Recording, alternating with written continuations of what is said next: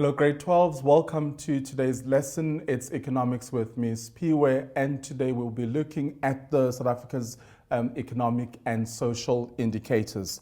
So let's get started. So in our previous lesson, we were looking at policies that ensure that economic development actually takes place, but also looking at previously disadvantaged groups and those marginalized areas that were not so well developed in the past.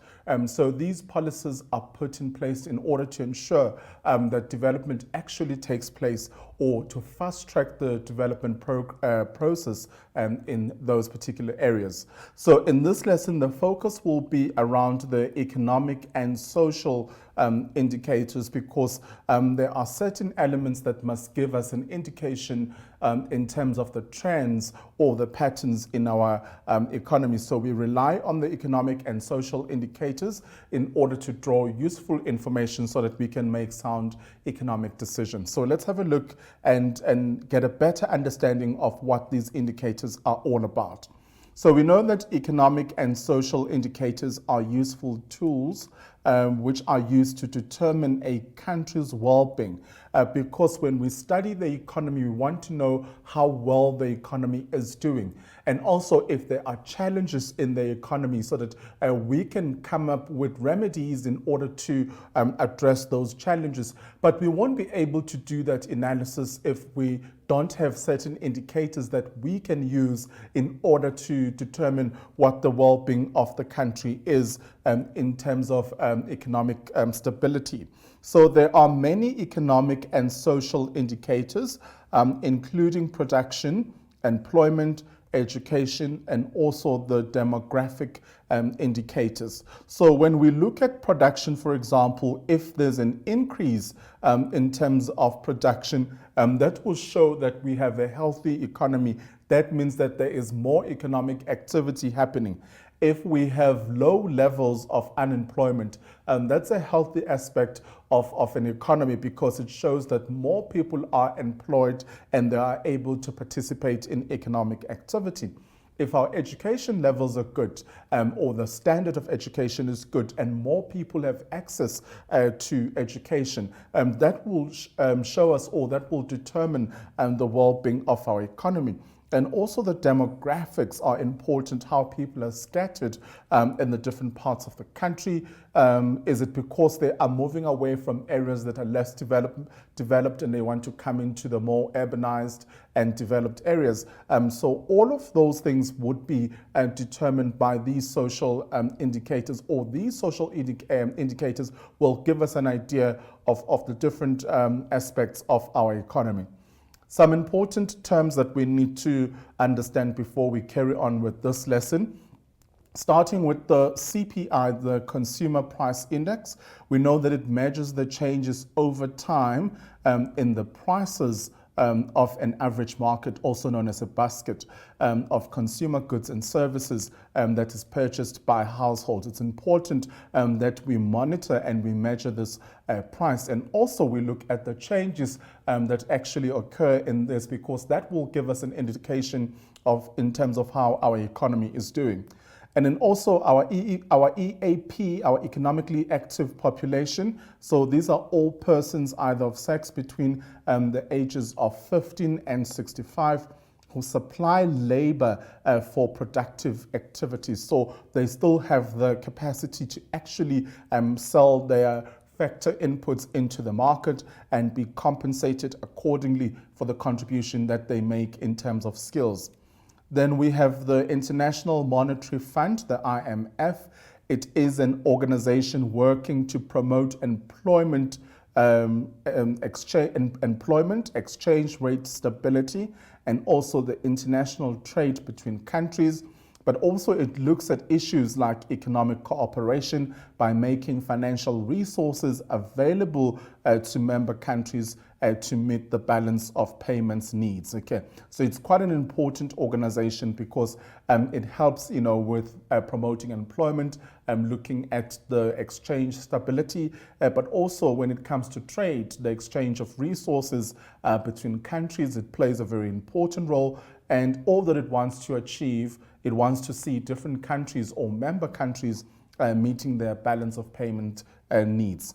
And then moving on to the system of national accounts. So these are techniques which include double entry accounting for the measuring of economic activity of a nation. Okay, so in order to determine or to work out what the economic activity of a nation is, we use a double entry accounting system, which is the system of national accounts, in order to get all this information in terms of economic activity that happens within a specific nation. So that system really does assist us in terms of getting information around that.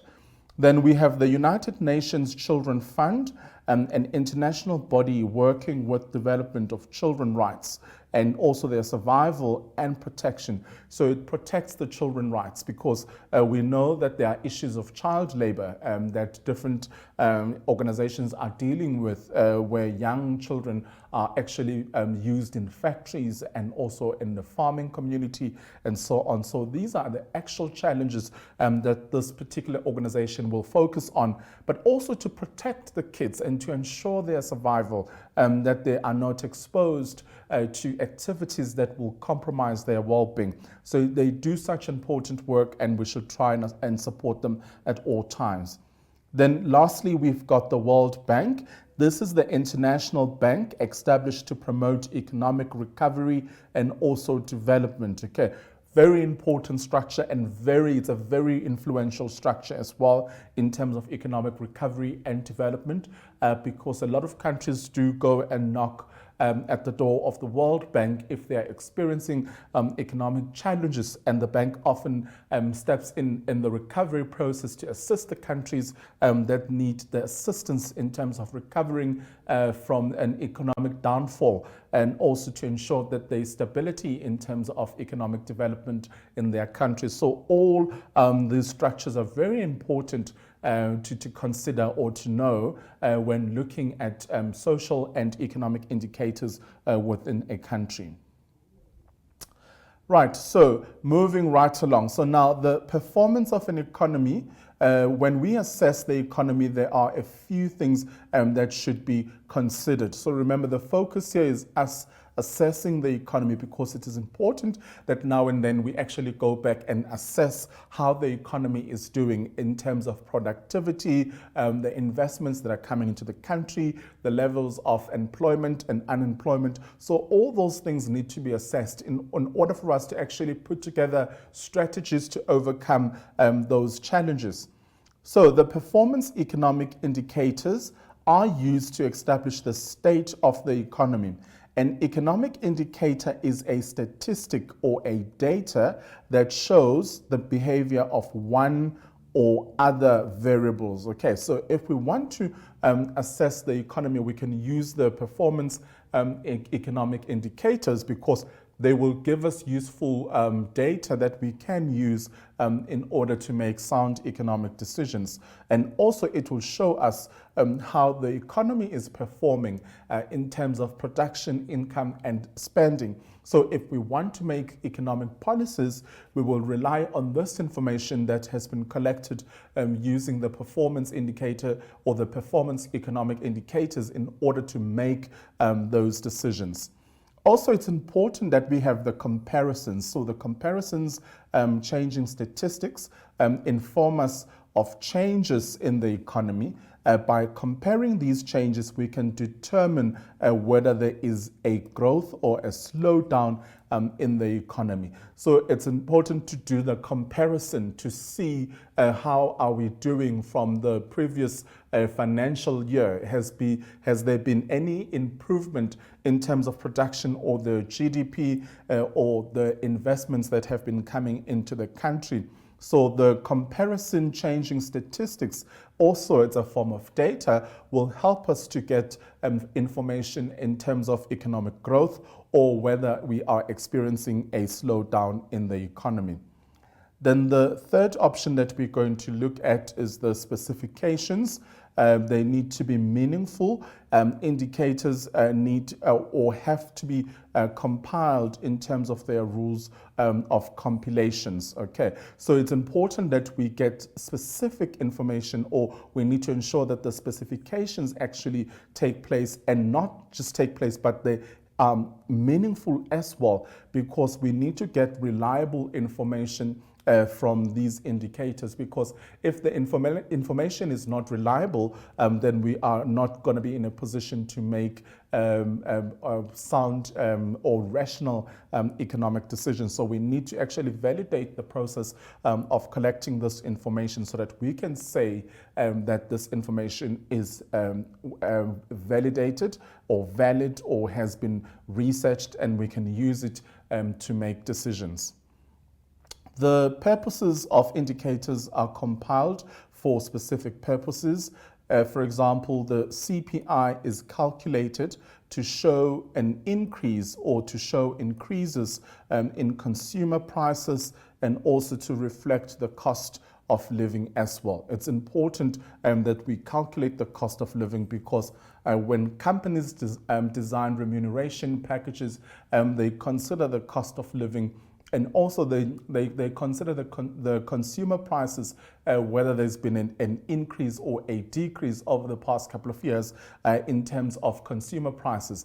So the cost of living is very important because we can use that to benchmark in terms of the compensation that is given to people. So the CPI plays a very important role in the HR department when they are looking at designing remuneration packages, because they have to take into consideration the consumer prices that are available in the market at that particular time, but also the cost of living that the people are experiencing, because they would need to be compensated accordingly based on the cost of living.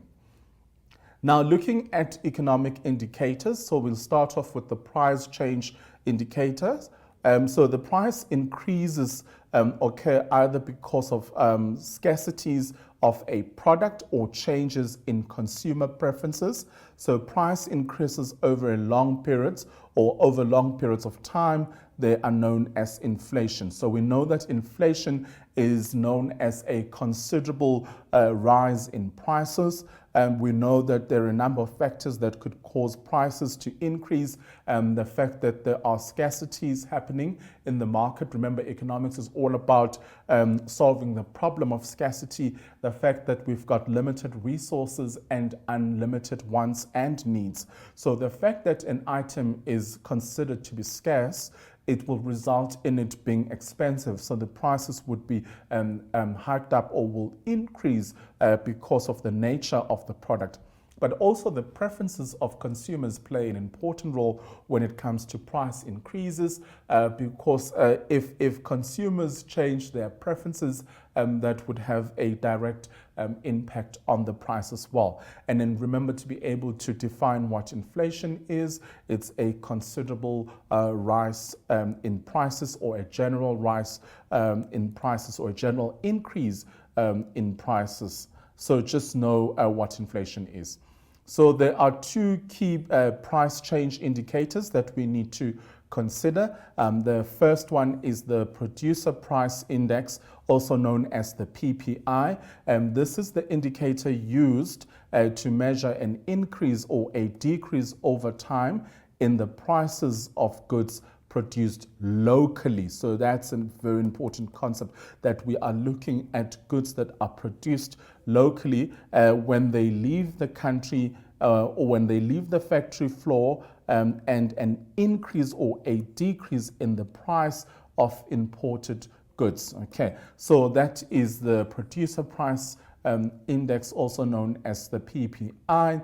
It is an indicator. Remember, we're looking at economic and social indicators. So this is an economic indicator, and it is used to measure an increase or a decrease over time in the prices of goods produced locally. That means within the country, when they leave the floor or the factory floor, and an increase or a decrease in the price of imported goods. So it's important that we know that. So that's the first one. We call that the PPI. And then moving on to the CPI, which is the Consumer Price Index. So we also need to know what it is. So the Consumer Price Index, so it weighs or weights are obtained from the expenditure of households, and they show changes in the purchasing power of the rand. So this is an official index, and it is used in inflation targeting. So we know that the monetary policy actually works around the inflation targeting, and the South African Reserve Bank is involved in that process. And so when the targeting process is being designed or is implemented, the CPI is used in the process because it does look at the purchasing power of the rand. So that's why we say the rand is stronger than the pound or the dollar or the euro and so on, or the rand is weaker because we look at the purchasing power of the rand. And this is an official index which is used in inflation targeting. So you need to know that, and this will be part of the monetary policy, and the South African Reserve Bank will know that they mainly focus on that, just controlling the inflation in our country, and so that it's kept within those specific targets that are set by the monetary committee, and also to try and control price stability in the market, because if we control the price stability, then we will ensure that we control our inflation rate as well. So it's important to consider all these indicators when making economic decisions, because here you are in a market where you are going to be a price taker or a price maker, and there are certain elements or variables that you would need to consider in order to formulate your pricing policy. So all these aspects need to be considered in that decision-making process, because they're going to help you to make sure that you maximize on your profits, and that you are not selling below the market price, but also not above the market price, and that you're actually selling at the market price, and that you are also maximizing the opportunities that are given to you. Let's take a short break, and I will see you right after this.